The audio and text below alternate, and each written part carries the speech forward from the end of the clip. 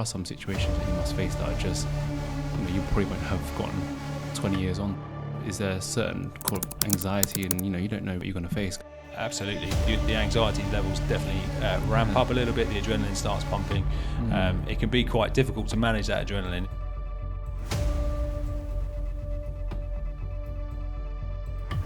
Hi, I'm Nigel. I'm a paramedic practitioner. Welcome to this episode of Coda Talks. I hope you enjoy it. Do you think it's important to go through those steps that you did though, or is it doesn't really matter now about bypassing the 999 paramedic traditional roles? And because I suppose it must be pretty good experience being on the road. Yes. And obviously I suppose there must be loads of challenges that you must have encountered, especially on absolutely. The roads. I think the experience on the road is invaluable. Definitely, it certainly opens your eyes to the role. It opens your eyes to the role you play within a wider healthcare community, and obviously the types of incidents you're going to. They vary from the sublime to the ridiculous, really, in terms of people when they're at their most vulnerable in the most life-threatening situations, to those where actually.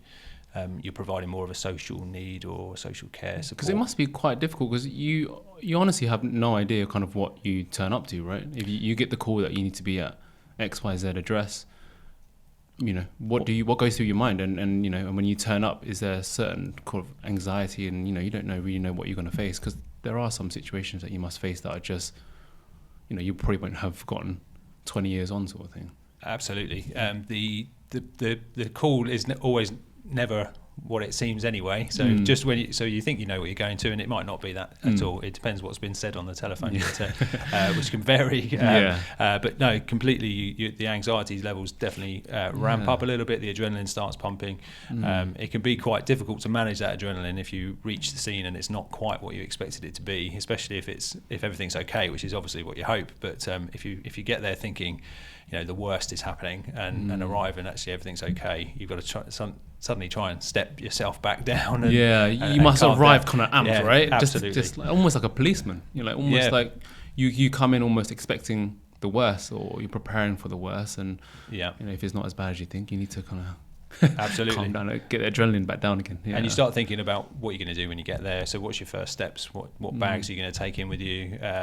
What do you need to find out straight away? And you never really know what that's going to look like. Did you say you'd done it for how many years as a 909? So I was on operational for probably since about 2002 to 2018. I stepped across to primary care full time. Wow. I did some work within the education team, so working with student paramedics in my latter years at the ambulance service.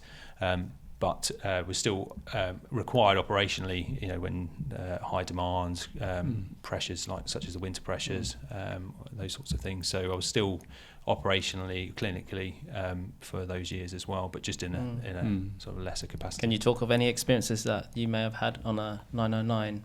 Any sort of kind of stories that stand out? Because you must turn up to a lot bizarre of stuff. Absolutely. I mean, as I said about the sublime and the ridiculous, going to what you anticipate to be a resuscitation, so a cardiac arrest, somebody having the worst possible day ever, and you've got somebody being given instructions over the phone, and you arrive to find someone resuscitating a cushion off their sofa, and obviously a very bizarre situation to walk into. Sadly, that person wasn't mentally very well, and that was the reason, moreover, for the call. So it was more of a cry for help. So we ended up providing a very different level of care to what we thought we were going to be doing when we get there. Did you go in there alone as well? Or? I was with the crewmate, so there was two of us that walked in, but there was just she was a very distressed lady, so it was a case of calming her down and trying to manage the situation as best we could, and try to get some understanding of what was happening for her.